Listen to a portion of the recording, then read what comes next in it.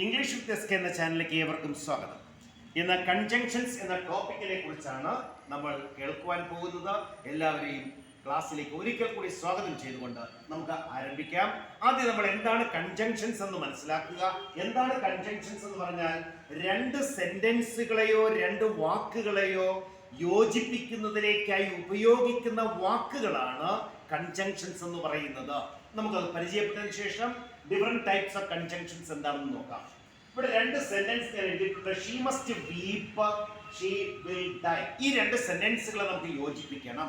അതിലേക്ക് നമുക്ക് എന്ത് കൺജങ്ഷൻ ഉപയോഗിക്കാം, അത് എങ്ങനെയാണെന്ന് നമുക്കിവിടെ പരിശോധിക്കാം. She must വീപ്പ് or she will die. ഇവിടെ ഈ രണ്ട് വാചകങ്ങളെ തമ്മിൽ യോജിപ്പിച്ചിരിക്കുന്ന ഓർ ഉപയോഗിച്ചാണ്. ആ ഓർ എന്നതാണ് ഇവിടത്തെ കൺജങ്ഷൻസ്. മനസ്സിലായല്ലോ?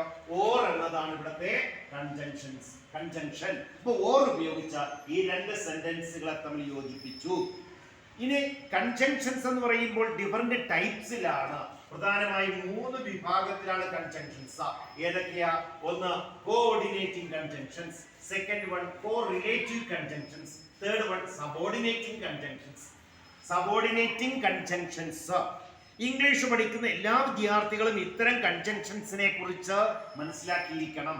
ഇതിൽ ഒന്നാമത്തതാണ് കോഓർഡിനേറ്റിംഗ് കൺജങ്ഷൻസ്. എന്താണ് ഈ കോഓർഡിനേറ്റിംഗ് കൺജങ്ഷൻസ്? ഇത് എവിടെയാണ് ഉപയോഗിക്കുന്നു എന്ന് നമുക്ക് നോക്കാം.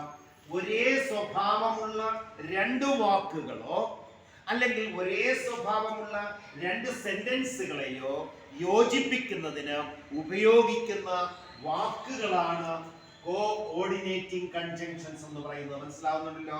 എങ്ങനെ വരുന്നു? ഒരേ സ്വഭാവമുള്ള രണ്ട് വാക്കുകൾ, ഒരേ സ്വഭാവമുള്ള രണ്ട് സെന്റൻസുകൾ, ഇവരെ തമ്മിൽ കൂട്ടി യോജിപ്പിക്കുന്നതിന് ഉപയോഗിക്കുന്ന കൺജങ്ഷനാണ് കോഓർഡിനേറ്റിംഗ് കൺജങ്ഷൻ. കോഓർഡിനേറ്റിംഗ് കൺജങ്ഷൻസ് എന്ന് പറയുക. ഏതൊക്കെയാണ് ഈ പറഞ്ഞ കോഓർഡിനേറ്റിംഗ് കൺജങ്ഷൻസ് എന്ന് നോക്കാം. ഈ വാക്ക് നാവിൽ പെട്ടെന്ന് വരില്ല, അതാണ് കുഴയും. അതുകൊണ്ട് കൺജങ്ഷൻസ് ഒന്ന് പിടിച്ചു പറയുന്നത്. നോക്കൂ, ആൻഡ് എന്നത് കോഓർഡിനേറ്റിംഗ് കൺജങ്ഷൻ ആണ്. But, or, for, therefore, as well as, still, however, also, so, yet എന്നിവയാണ് പ്രധാനമായും കോഓർഡിനേറ്റിംഗ് കൺജങ്ഷൻസിനകത്ത് വരുന്നവ. ഏതൊക്കെയാ?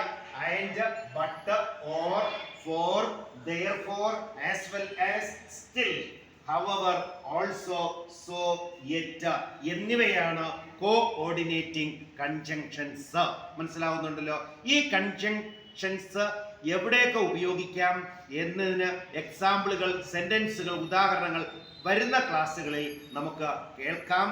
ഇതുവരെ എൻ്റെ ക്ലാസ് ശ്രമിച്ച മുഴുവൻ പഠിതാക്കൾക്കും, മുഴുവൻ മത്സര പരീക്ഷകൾക്ക് പോകുന്ന വിദ്യാർത്ഥികൾക്കും, സ്കൂൾ വിദ്യാർത്ഥികൾക്കും, എൻ്റെ ഈ ചാനൽ സബ്സ്ക്രൈബ് ചെയ്യുന്ന മുഴുവൻ സമൂഹത്തിനും ഒരിക്കൽ കൂടി താങ്ക്സ്. എല്ലാവരും ഇംഗ്ലീഷ് വിത്ത് എസ് കെ എന്ന ചാനൽ ഷെയർ ചെയ്യുകയും സബ്സ്ക്രൈബ് ചെയ്യുകയും ലൈക്ക് ചെയ്യുകയും കമന്റ് രേഖപ്പെടുത്തുകയും ചെയ്യണമെന്ന അഭ്യർത്ഥനയോടെ ഇന്നത്തെ ക്ലാസ് ഇവിടെ അവസാനിപ്പിക്കുന്നു. താങ്ക്സ്.